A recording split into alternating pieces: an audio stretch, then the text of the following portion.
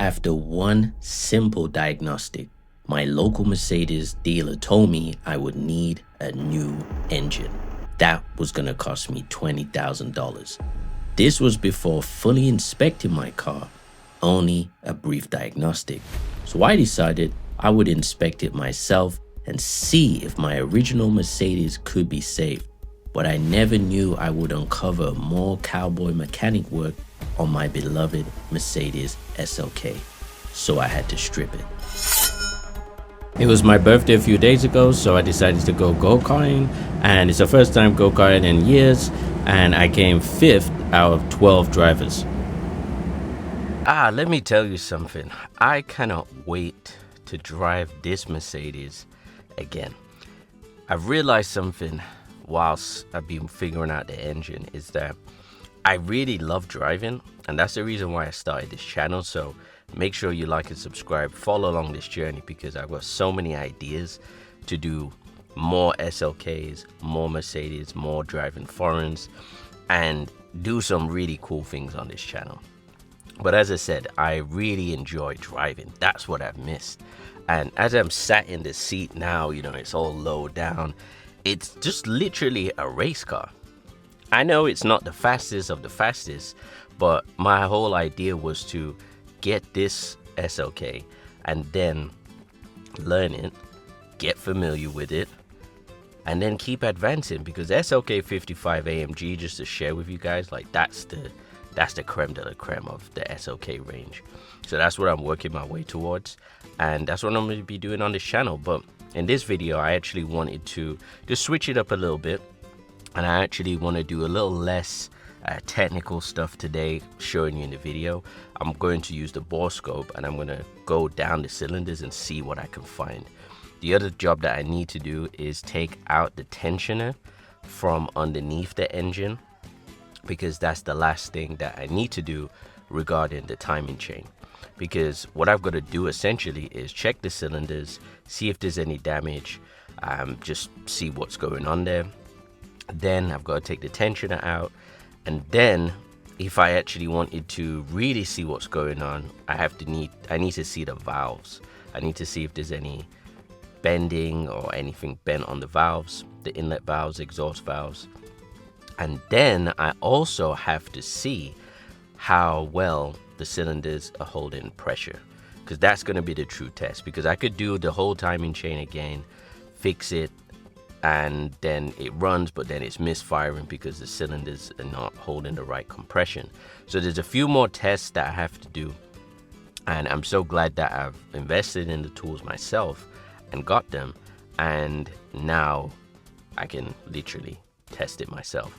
So let's go to the bore scope and let's see what's going on with these cylinders. So it's time to do some testing. Okay, so we've got our end scope, bore scope camera, and now I'm going to start getting into the cylinders. So I'm going to position it, and then I'm going to move the camera so you can see. So this is a little trickier than I thought. Let's take you down. So now I'm putting it into the first cylinder. As you can see, a lot of buildup here. I think that's just oil buildup. So I believe I'm hitting the top of the inlet valve there, but that's literally not going any further down the cylinder. Can't really make out at this moment in time what's going on there. Let's wipe this off. So at this point, I'm literally inspecting all of the cylinders, and I found on cylinder 3 to have the infamous marks, these crescent-shaped marks, which you'll see in a second right there, that pretty much shows that the valve touched the piston, and that's what's left that mark on the valve. Now, this doesn't mean catastrophic failure, okay? And from my research and all the videos that I've been watching and consuming and learning from, is that you could still have good compression even if the valve has touched the piston. And of course, once the repair of the timing chain is done, then the pressure or leak test can be carried out to see how well each cylinder is holding pressure, because If there's good compression, then you won't have misfires. So I've inspected all the cylinders, and I've seen on cylinder 3, which I'm going to put on screen, is there are 2 crescent-shaped marks, meaning that the valves hit the piston, which is not good. But it was only light from what I can see, and it's only on 1 cylinder, which is also good. And I guess that would line up with the fact that when I drove it last, it was fine, and then the next day there was nothing. So if all of the valves and had that same kind of damage, then that would not be good. But this looks hopeful. So what I'm going to do now is take the tensioner off and see if I can strip down a little bit more around the timing chain area. Now I gotta go, it's okay, you own your own. Told you before I had all the time to grow. This is going on and on. Oh man. So let me just show you. I've now removed the steering pump off of this mount here. And let me tell you, the screw, or the bolt, sorry, the third one. Let's see. This one right here, where my finger's wiggling, that one was hard to get off. Now, I don't know if the bolt hole is slightly threaded. I had to put a lot of WD-40 in there. But I managed to get it out. It's a little tricky. I had to move the coolant container out of the way. But I've got it off. And now I've figured out that this heat shielded cable connects to the alternator, which was my initial thought. So I'm going to remove the alternator now, which is down here. That's held in by 4 bolts. And then I can hopefully get to the tensioner easier. Okay, so I've managed to remove the steering pump, and I have moved to the side the alternator. And I've also figured out, which I'm super happy about, that heated cable, it goes from the steering pump to the alternator. There's a little clip, and because it's been in there for ages, I had to lubricate it. Took a while to get it out, but that's out, and that allowed me to do this. I've now been able to remove the engine harness to the side, so now I've got direct access to the engine, which is fantastic. And I can start to remove the camshafts and get to the head, so I can truly inspect the pistons myself, because the way I see it is this. I think the engine is not fully done. More than likely, I'll have to change piston 3, which is that one. And when I say change, I mean change the valves, whether it's the exhaust, probably the exhaust and inlet, or 2 at least, which I can see were damaged slightly. And then it's a matter of just new head gasket, seal, head bolts, timing chain, which these bad boys cost around £656, excluding VAT. So for my brethren in the US, VAT is the 20% tax added on in the UK. So for these 2 alone is £1,500, plus the timing chain, plus the tensioners, and then tension guides, and then the tensioner, which I'm going to take out. Hopefully now that I've moved the coolant housing out the way, I've moved the steering pump out of the way, and I've removed the alternator as well. So hopefully I should be able to access the tensioner now. So I've successfully removed the tensioner from the side of the engine, which is quite a good moment actually, because now this timing chain kit issue, which seems to be the common fault for these cars, and I mean, to be fair, this has lasted since 2007, as you can see there. So this has not been changed. This is the original one from factory, which is pretty cool. Now, aside from losing the tensioner cap, which I got it out of in here, and I had to because you have to bang a hole into it, and I flicked it out, and it's gone in here somewhere. And for the life of me, I cannot find it, but I'm taking off the front end soon anyway, so I'm sure it will reappear. But you know when you flick something and you're just like, where did that go? So yeah, lost the tensioner cap, quite annoyed by that. but I do have the tensioner out now. So next stage is to remove this front, I think, after I've taken the front end off, because the alternator doesn't have much space, and to be honest, I don't really want to do that, because that's going into the engine, but I just want to remove this front end because it's in my way.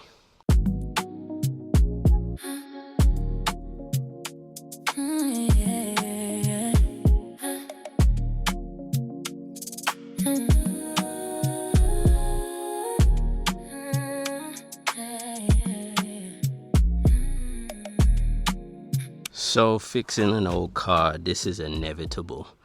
So the top headlamp bracket, which you'll see here, when I bought it, was just like this.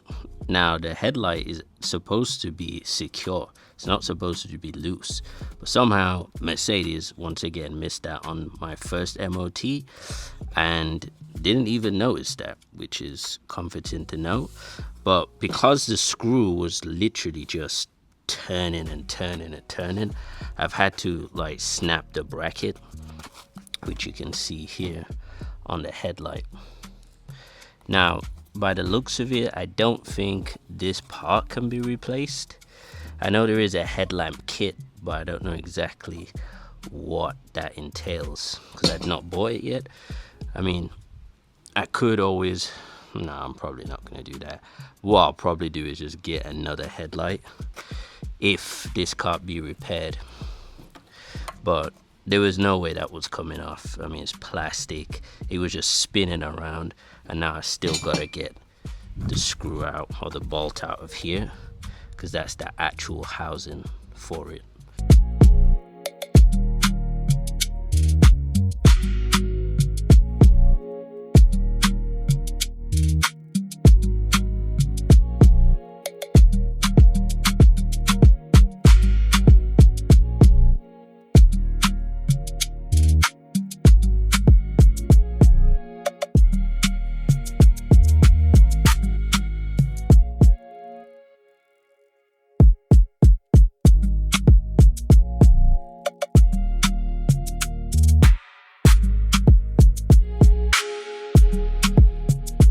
This is definitely a more in-depth video, and me being me, I've decided to continue to strip the front end. Look, the issue is if I'm really going to do this properly and get this fixed properly, I just cannot ignore these issues. So these headlamp bolts have been in here for ages. Now this metal's good, and I needed to get this off as a guide because I might have to go see Bob the welder in the Midlands so he can match that so it looks exactly, well, make sure these two basically look the same, because this is not going to sit right when the new light housing comes in, so that needs to be matched up, but that's an easy job. You can see this wing is pretty much had it, all these pieces coming off. Look at this literally just dropped off.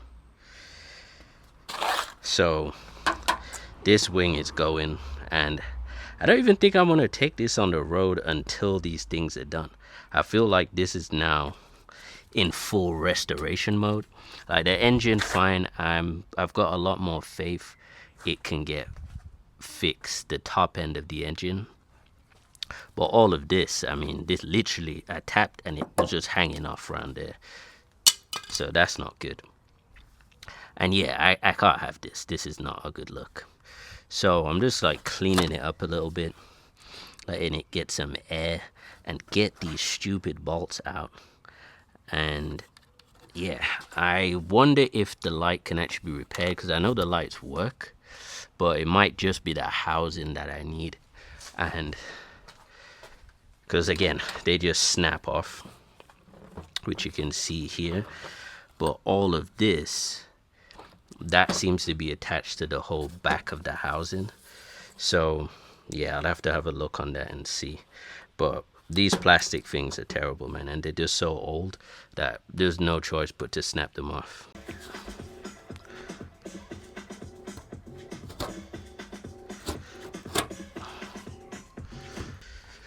So the reason why this has just come off so easy is because when I was at a shopping center and there was a incredibly low curb, the bumper got caught on it and basically ripped it off. So it probably looks like the bumper, it maybe could be a new front end bumper, 2 wings. That would make it nice and fresh. And the reason I say new bumper is mainly because all of the like clips and fastenings, these are just beat. So imagine this connecting to a new wing, it's not going to be a nice fit. And all of the inserts on the inside here, these are all old. So if you're going to do the front end, might as well just do the full front end.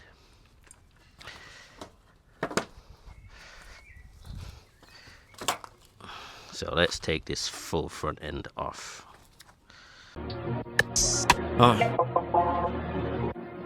I put my art on the poster, mic in the holster.